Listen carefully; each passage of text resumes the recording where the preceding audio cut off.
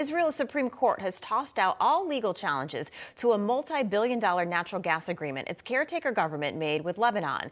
Our Jerusalem correspondent Daniel Cohen is live in Tel Aviv with the role the Biden administration has played in this controversial deal. Good morning, Daniel.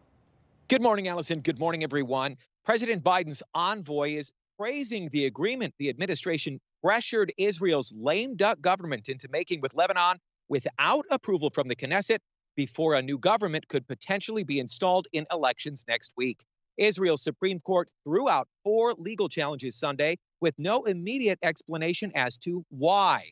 Conservatives sued to stop Israel's interim left-wing leader Yair Lapid from fast-tracking a deal. The Constitution says a vote is mandatory before Israel can give away sovereign Israeli territory. In this case, hundreds of square miles of gas-rich waters in the Mediterranean.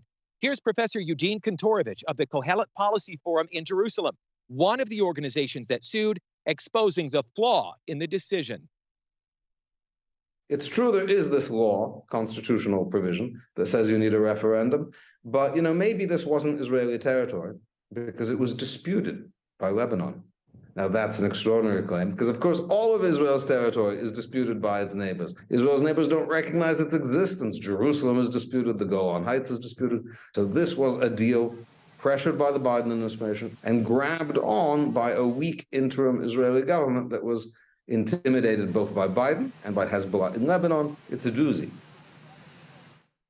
In the deal made by Lapid, Israel gives up its maritime waters and reserves of natural gas with nothing concrete in return. Lapid says Israel will get royalties from future Lebanese gas production, but the agreement isn't clear on how the deal will be enforced or how money would be kept out of the hands of Hezbollah, the Iranian-backed terror group that threatened war unless Israel conceded. Sunday's Supreme Court decision eliminates one of the last legal hurdles. Lapid, who hopes to remain as premier, plans to sign the agreement Thursday.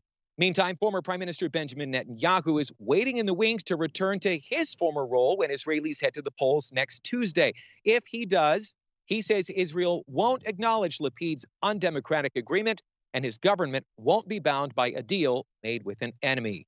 Allison, one last thing I want to send back to you in related news. Israel conducted a successful airstrike on an Iranian drone manufacturing plant in Syria over the weekend.